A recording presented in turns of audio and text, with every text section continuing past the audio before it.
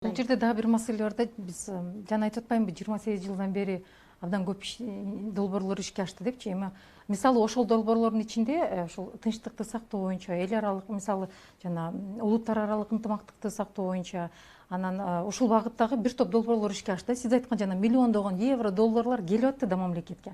Анан мамлекеттин ошол ката кылганда ушул жерде бар да, эгерде ошол келип жаткан донорлорго өзүнүн туруктуу көйгөйлүү, приоритеттүү көйгөйлөрүн көрсөтсө болмок да, мына ушуларды жасагыла депчи.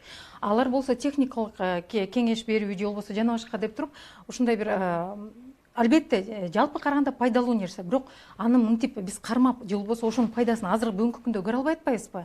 Ал долбоорлор ишке ашты, ал акчалар списание болду, бирок кана ошол мектептер, кана ошол чыккан суулар, кана ошол жердеги насостор жана башкалар да. Азыр дагы кеч эмес, сиз айткандай мисалы көптөгөн колдоо көрсөтөм дегендер бар. Сиз айткан ошол эле мурун 28 жыл мурун кеткен биздин мекендештер бүгүнкү күндө бутуна туруп калды. Алардын мүмкүнчүлүктөрү абдан чоң да. Бүгүнкү күндө алардын инвестициялык потенциалы бар, жеке мындай жөн-жөн потенциалдары бар. Ошолорду дагы эгерде мамлекет туура пайдаланса, өзүбүздүн эле мекендештер инвестиция кылууга даяр. Ошол завод, ошол ФАП, ошол мектеп, ошол жана башка социалдык объекттерди курууга даяр.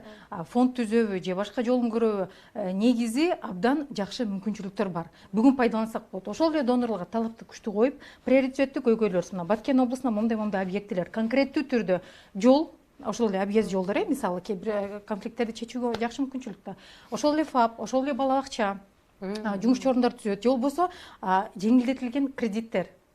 Анда биз мекендештер чет мамлекетке кетпейт, ошол жерин иштетет, ошол жерге магазин ачат, сиз айткан чайханаларын ачып, иштетип, ошол жерде чек араны бекемдейт.